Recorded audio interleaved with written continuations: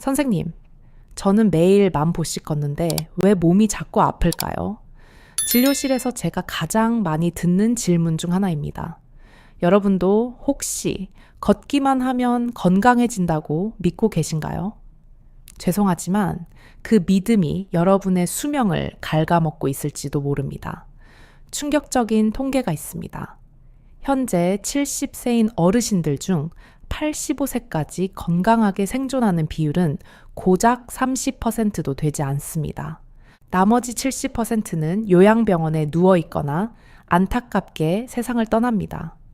도대체 무엇이 이 거대한 차이를 만들까요? 단순히 운이 나빠서일까요? 아닙니다.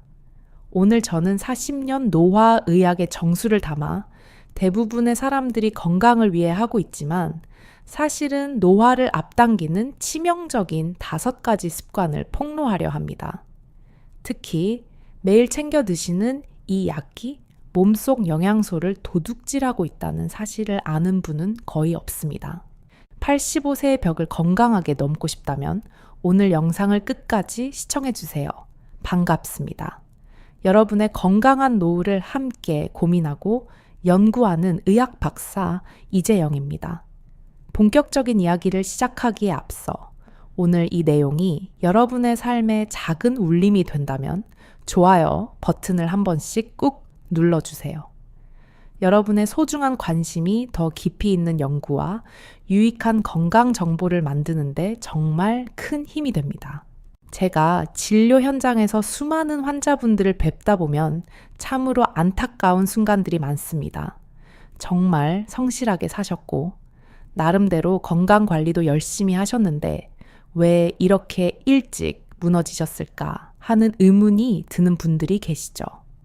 그분들의 생활을 현미경 들여다보듯 자세히 살펴보면 공통적으로 발견되는 몇 가지 치명적인 구멍들이 보입니다. 그것은 우리가 흔히 건강하다고 믿었던 상식 속에 숨겨진 날카로운 칼날과도 같습니다. 첫 번째로 여러분께 경고하고 싶은 습관은 바로 사회적 고립이라는 보이지 않는 독소입니다. 많은 어르신들이 나이가 들면 사람 만나는 것이 귀찮고 피곤하다며 스스로를 집 안에 가두십니다. 나는 혼자 있는 게 편해. 스트레스 안 받고 좋지 뭐 라고 말씀하시지만 우리 몸은 그렇게 받아들이지 않습니다. 의학적으로 볼 때 하루 종일 아무와도 대화하지 않고 고립되어 지내는 것은 매일 담배 15개비를 피우는 것과 맞먹는 해악을 끼칩니다. 미국에서 30만 명을 대상으로 진행한 대규모 추적 관찰 연구 결과는 실로 충격적입니다. 사회적으로 단절된 노인은 그렇지 않은 노인에 비해 조기 사망률이 무려 50%나 높게 나타났습니다. 이것은 비만이나 운동 부족으로 인한 사망 위험보다 훨씬 더 높은 수치인데도 대부분의 사람들은 이를 심각하게 여기지 않습니다. 외로움은 단순히 감정의 문제가 아니라 우리 몸의 생화학적 균형을 무너뜨리는 질병의 씨앗이기 때문입니다. 우리가 혼자 고립되어 있을 때 우리 뇌는 이것을 생존의 위협으로 인식하고 비상사태를 선포합니다. 이때 코르티솔이라는 스트레스 호르몬이 과도하게 분비되는데 이 호르몬이 혈관을 타고 돌며 전신의 만성염증을 일으킵니다. 만성염증은 혈관벽을 헐게 만들고 면역세포를 지치게 하여 암세포가 자라기 쉬운 환경을 조성합니다. 실제로 제가 만난 한 환자분은 평생 술, 담배를 하지 않고 소식하셨지만 사별 후 극심한 외로움 속에 지내시다 급격한 인지기능 저하를 겪으셨습니다. 그분의 뇌를 검사해 보았을 때 알츠하이머의 징후보다 더 뚜렷했던 것은 만성적인 염증 수치와 위축된 해마였습니다. 사람을 만나고 대화하는 과정은 뇌에게 있어 가장 고난도의 지적 유의이자 강력한 운동입니다. 상대방의 표정을 읽고 말의 뉘앙스를 파악하고 적절한 단어를 고르는 과정에서 뇌세포는 끊임없이 자극을 받고 연결망을 튼튼하게 유지합니다. 따라서 억지로라도 집 밖으로 나가 동네 슈퍼 주인과 날씨 이야기라도 나누는 것이 비싼 뇌 영양제를 먹는 것보다 100번 낫습니다. 두 번째로 말씀드릴 숨겨진 장수 방해 요인은 바로 우리 뱃속에 있습니다. 여러분은 평소에 장 건강을 얼마나 챙기고 계신가요? 단순히 변비가 없으면 장이 건강하다고 생각하시나요? 최근 노화의학계에서 가장 뜨거운 화두는 바로 장내 미생물과 수명의 상관관계입니다. 우리 장 속에는 100조 마리에 달하는 미생물들이 거대한 생태계를 이루며 살고 있는데 이들이 우리의 뇌와 수명을 조종하고 있습니다. 놀랍게도 치매 환자들의 대변을 분석해 보면 건강한 노인들과는 확연히 다른 미생물 패턴을 보입니다. 치매 환자의 장 속에는 유익균은 거의 없고 암모니아와 같은 독소를 뿜어내는 유해균이 가득 차 있습니다. 이 독소들은 장벽을 뚫고 혈관을 타고 올라가 뇌혈관 장벽까지 손상시키며 결국 뇌세포를 직접 공격합니다. 이것이 바로 의학계에서 말하는 장뇌 연결축 이론이며 장이 25의 뇌라고 불리는 이유입니다. 그런데 많은 분들이 장 건강을 위해 유산균 음료 하나 마시는 것으로 할 일을 다 했다고 착각하십니다. 하지만 시중에 파는 달콤한 요구르트 속에 들어있는 당분은 오히려 유해균의 먹이가 되어 장내 환경을 악화시킬 수 있습니다. 진짜 장수하는 어르신들의 식탁을 보면 공통적으로 식이섬유가 풍부한 거친 음식들이 올라와 있습니다. 김치, 청국장, 된장 같은 전통 발효식품은 물론이고 뿌리채소와 해조류를 꾸준히 섭취하는 것이야말로 장내 유익균을 살리는 길입니다. 특히 항생제를 자주 복용하시는 분들은 더욱 주의하셔야 합니다. 감기약이나 관절염 약에 포함된 항생제는 나쁜 균만 죽이는 것이 아니라 우리 몸을 지켜주는 유익균까지 무차별적으로 폭격합니다. 한번 파괴된 장내 생태계가 다시 복구되는 데는 수개월에서 수년이 걸리기도 하며 그 사이 우리 몸은 노화의 급류를 타게 됩니다. 따라서 약을 드셔야 할 때는 반드시 전문가와 상의하여 유산균을 적극적으로 보충하고 장내 미생물의 먹이가 되는 프리바이오틱스를 챙기셔야 합니다. 이제 세 번째 습관으로 넘어가 보겠습니다. 이것은 앞서 오프닝에서 잠시 언급했던 걷기 운동에 대한 오해와 진실입니다. 대한민국 어르신들이 가장 사랑하는 운동이 바로 걷기이고 저도 걷기의 효능을 부정하지는 않습니다. 하지만 냉정하게 말씀드려서 걷기만으로는 85세의 벽을 넘기가 매우 어렵습니다. 우리 몸의 근육은 30대 후반부터 매년 1%씩 자연적으로 감소하기 시작하여 60대가 넘어가면 그 속도가 2배, 3배로 빨라집니다. 근육이 빠져나간 자리는 야속하게도 지방이 채우게 되는데 이것을 우리는 근감소증이라고 부릅니다.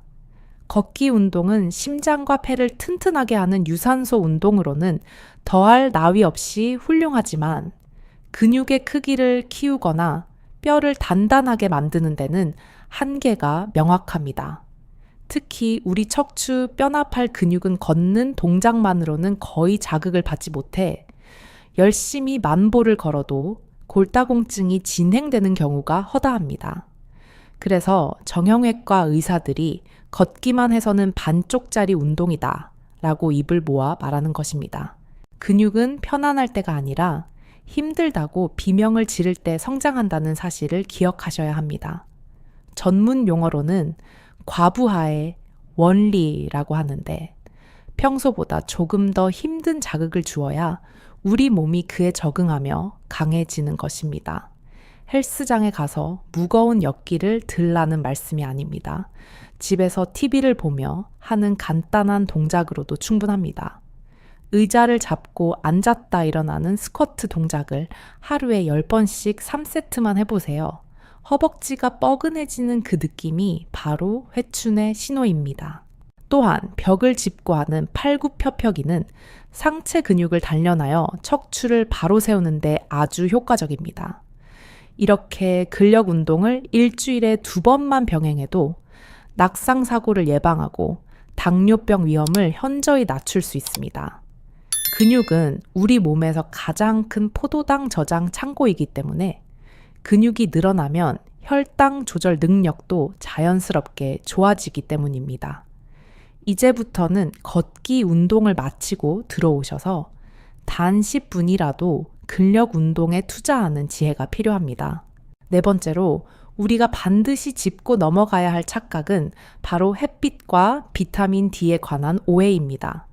나는 매일 산책하니까 비타민 D는 충분할 거야 라고 생각하신다면 그것은 정말 위험한 도박을 하고 계신 겁니다.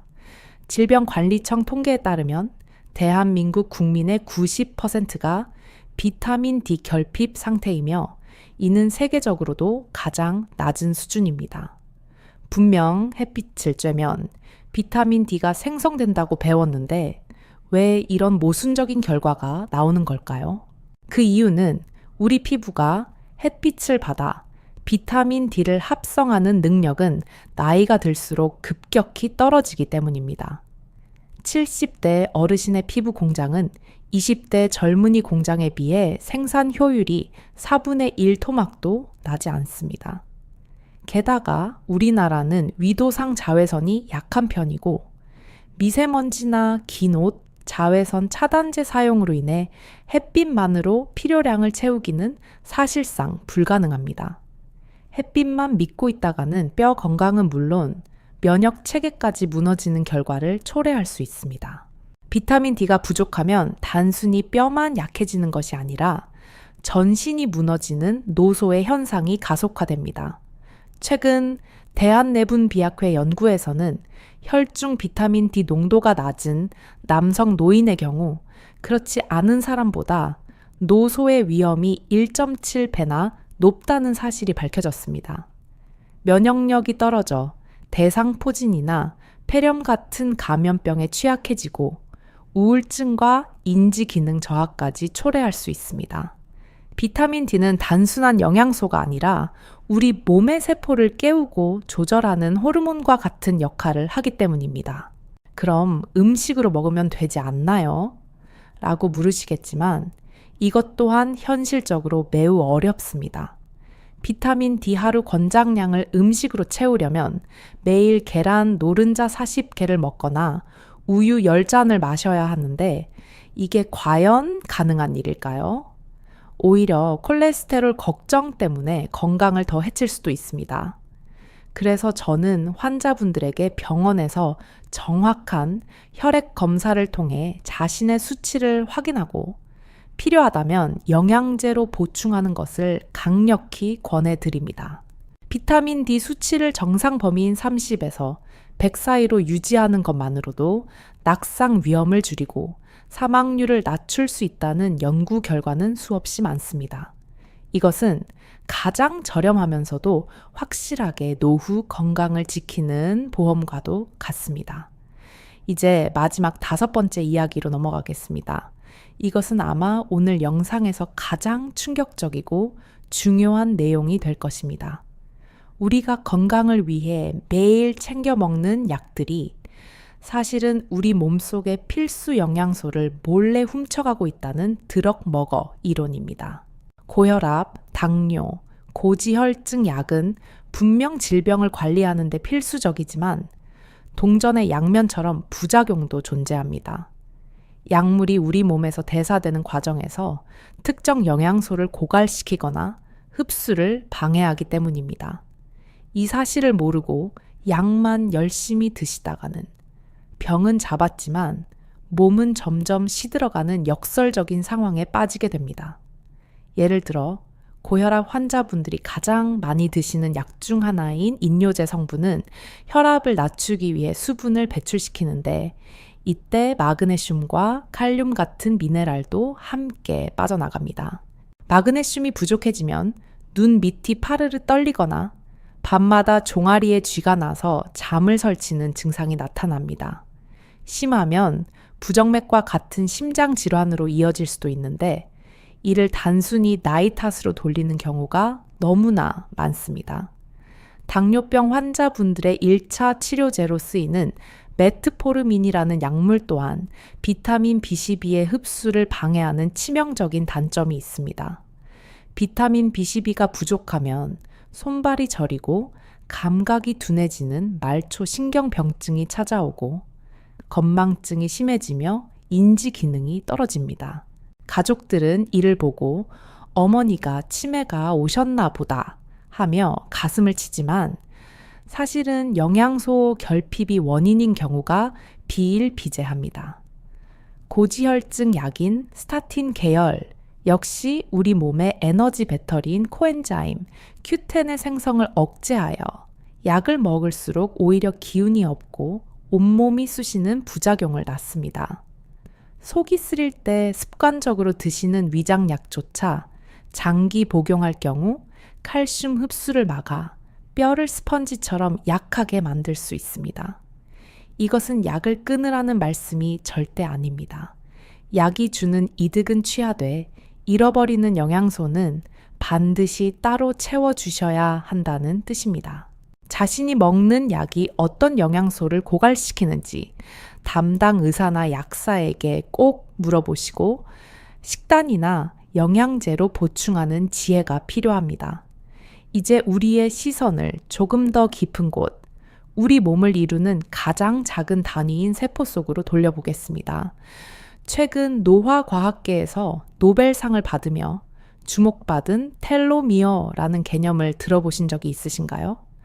운동화 끈의 끝부분을 보면 끈이 풀리지 않도록 감싸고 있는 플라스틱 캡이 있는데 텔로미어가 바로 우리 유전자 끝에 달린 이 캡과 같습니다. 세포가 분열할 때마다 이 텔로미어의 길이는 조금씩 짧아지는데 이것이 다 닳아 없어지면 세포는 더 이상 분열하지 못하고 죽게 됩니다. 즉, 텔로미어의 길이가 곧 우리의 남은 수명을 알려주는 생체 시계인 셈입니다. 놀라운 것은 우리의 생활 습관에 따라 이 텔로미어가 짧아지는 속도를 늦추거나 심지어 다시 길어지게 할 수도 있다는 사실입니다. 스탠퍼드 대학의 연구진은 늙은 쥐와 젊은 쥐의 혈관을 연결하는 실험을 통해 젊은 피 속의 특정 성분이 노화된 세포를 되살리는 것을 확인했습니다. 우리가 뱀파이어처럼 젊은 피를 수혈받을 수는 없지만 스스로의 힘으로 세포를 젊게 만드는 가장 강력한 방법이 있습니다. 그것은 바로 잠입니다. 그냥 자는 것이 아니라 기절하듯 깊이 빠져드는 숙면이 필요합니다. 광주에 사시는 69 새 정명호님은 매일 8시간을 꼬박 주무신다고 자랑하셨지만 검사 결과는 충격적이었습니다. 실제로는 뇌가 쉬지 못하고 얕은 잠만 자는 가짜 수면 상태였기 때문에 자도 피곤하고 기억력이 떨어졌던 것입니다. 수면에는 단계가 있습니다. 얕은 잠에서 시작해 아주 깊은 잠인 서파 수면 단계에 도달해야만 비로소 우리 몸의 회복 시스템이 가동됩니다. 이 깊은 잠의 시간 동안 성장 호르몬이 쏟아져 나와 손상된 세포를 수리하고 텔로미어의 길이를 보호합니다. 더 중요한 것은 뇌 청소 작업입니다. 낮 동안 뇌를 쓰면서 쌓인 베타 아밀로이드라는 치매 유발 독소가 바로 이 깊은 잠을 잘 때 씻겨 내려갑니다. 하지만 안타깝게도 나이가 들수록 이 깊은 잠의 비율은 60대 기준 5% 이하로 뚝 떨어집니다. 즉, 나이가 들면 잠을 자도 잔 것 같지 않고 뇌 속의 쓰레기가 계속 쌓이는 구조로 변해가는 것입니다. 미국 의과 대학 연구에 따르면 깊은 잠을 충분히 자는 노인은 그렇지 못한 노인보다 사망률이 43%나 낮았습니다. 그렇다면 어떻게 해야 이 귀한 깊은 잠을 늘릴 수 있을까요? 정답은 침실 환경과 저녁 습관의 혁신적인 변화에 있습니다. 침실 온도는 18도에서 20도 사이로 약간 서늘하게 유지하는 것이 깊은 잠을 유도하는 최고의 비결입니다. 우리 몸은 신부천이 살짝 떨어질 때 비로소 휴식 모드로 진입하기 때문인데 겨울철에 너무 뜨거운 전기 장판을 사용하는 것은 오히려 숙면을 방해하는 독이 될 수 있습니다. 또한 빛을 완벽하게 차단해야 우리 뇌에서 천연 수면제인 멜라토닌이 콸콸 쏟아져 나옵니다. 아주 미세한 불빛이라도 시신경을 자극하면 뇌가 깨어있게 되므로 암막 커튼을 활용하거나 수면 안대를 착용하는 것을 적극 추천합니다. 잠들기 최소 2시간 전부터는 스마트폰과 텔레비전을 멀리하는 결단도 필요합니다. 전자기기에서 나오는 파란 불빛인 블루라이트는 뇌를 대낮이라고 착각하게 만들어 수면 리듬을 완전히 망가뜨리기 때문입니다. 대신 조용한 음악을 듣거나 가벼운 스트레칭을 하며 뇌에게 이제 잘 시간이야 라고 신호를 보내는 나만의 수면 의식을 만들어 보세요. 카페인은 오후 2시 이후에는 피하고 알코올은 잠이 드는 데는 도움이 될지 몰라도 수면의 질을 떨어뜨림으로 삼가야 합니다. 오늘 우리가 긴 시간 동안 함께 나눈 이야기들을 다시 한번 마음속에 깊이 새겨보겠습니다. 이 5가지 원칙만 기억하셔도 여러분은 이미 상위 30%의 건강한 노후를 예약하신 것이나 다름없습니다. 첫째, 고립은 흡연보다 해롭다는 사실을 기억하고 세상 밖으로 나와 사람들과 따뜻한 온기를 나누세요. 둘째, 장내 미생물이 좋아하는 거친 음식과 발효식품으로 뇌 건강까지 챙기셔야 합니다. 셋째, 걷기만 고집하지 말고 일주일에 2번은 근력 운동을 통해 뼈와 근육을 단단하게 만드세요. 넷째, 햇빛만 믿지 말고 비타민 D 수치를 정기적으로 확인하여 면역력의 방패를 튼튼히 하세요. 다섯째, 내가 먹는 약이 빼앗아가는 영양소가 무엇인지 파악하고 보충하여 약의 부작용으로부터 내 몸을 지키세요. 그리고 이 모든 것의 기본이 되는 질 좋은 수면으로 세포를 매일 밤 재생시키는 것입니다. 이 모든 것을 한꺼번에 바꾸려고 욕심내지 않으셔도 됩니다. 천리 길도 한 걸음부터라는 옛말이 있습니다. 오늘 당장 오랜 친구에게 안부 전화를 거는 것부터 혹은 저녁 식탁에 신선한 상추쌈을 올리는 것부터 시작하면 됩니다. 작은 변화들이 하루하루 쌓여 1년이 되고 10년이 되면 여러분의 몸은 놀랍도록 젊고 건강하게 변해 있을 것입니다. 저 이재영도 70이 넘은 나이지만 이 원칙들을 매일 실천하며 살아가기에 20년 전보다 오히려 더 활기차게 여러분을 만날 수 있는 것입니다.